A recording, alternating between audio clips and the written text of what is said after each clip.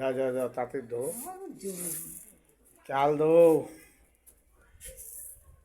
চাল ধুতে যাচ্ছে, দেখুন চাল ধোয়া হবে কীভাবে।